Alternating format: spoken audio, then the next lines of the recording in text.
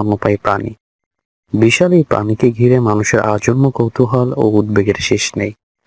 আছে জীবন আচরণেও অনেক ভিন্নতা, আর সে কারণেই বিজ্ঞানীদের ভাবুক করে তোলে যুগে যুগে। এরা মাছের মতো ফুলকা দিয়ে নিঃশ্বাস নেয় না, আবার ডিমও পারে না। অক্সিজেনে মানুষের মতো ফুসফুস দিয়ে সমুদ্রে রাজত্ব করে বেড়ানো এই প্রাণী প্রায় 100 ফুটের মতো লম্বা হয়, যা কিনা সবচেয়ে বড় ডাইনোসরের দ্বিগুণ।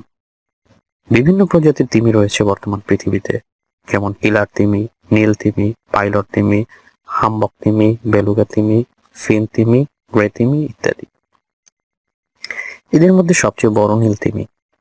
তিমিকে আমরা অনেকেই মাছ বলে থাকি, কিন্তু প্রকৃতপক্ষে এই প্রাণীর মধ্যে মাছের কোনো বৈশিষ্ট্যই নেই। একটি পূর্ণবয়স্ক তিমির ওজন প্রায় 200 টনের মতো, যা কিনা একটি পূর্ণবয়স্ক হাতির ওজনের প্রায় 40 গুণ। আপনি জেনে আরো অবাক হবেন যে এর জিহ্বার ওজনই প্রায় একটি প্রাইভেট কারের সমান।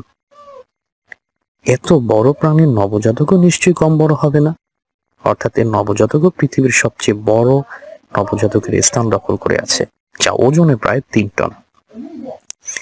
এত বড় প্রাণী কি খায় বা প্রতিদিন কতটুকু খায় তা নিয়ে আমাদের সবার মনেই প্রশ্ন জাগতে পারে।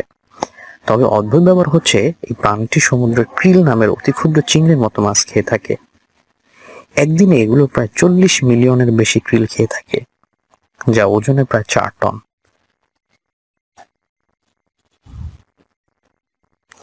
এক গ্রাসই খেয়ে ফেলতে পারে হাজারো ক্রিল।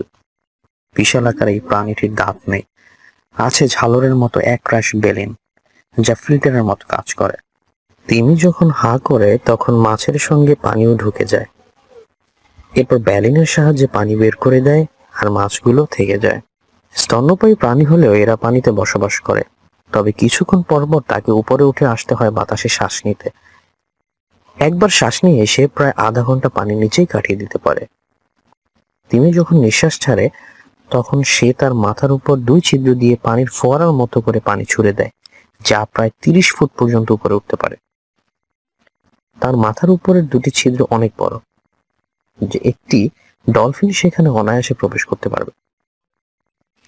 নীল তিমি কখনো পুরোপুরি ঘুমায় না, মস্তিষ্কের অর্ধেক ঘুমায় আর বাকি অর্ধেক জেগে থাকে। পানির উপরে শ্বাস নিতে তাকে উপরে উঠে আসতে হয়, যার কারণে পুরোপুরি ঘুমায় না সে। নীল তিমিকে খুব কমই দল বেঁধে ঘুরতে দেখা যায়, সে বেশিরভাগ সময়ই একা ঘুরতে পছন্দ করে।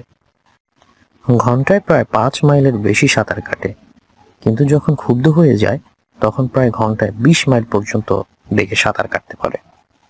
দেহের আকৃতির মতো তারা অনেক জোরালো শব্দও তৈরি করতে সক্ষম।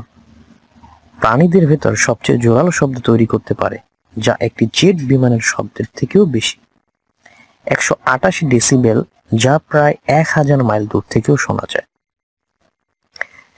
দীর্ঘদিন বাঁচে নীল তিমি, প্রায় 80 থেকে 90 বছর।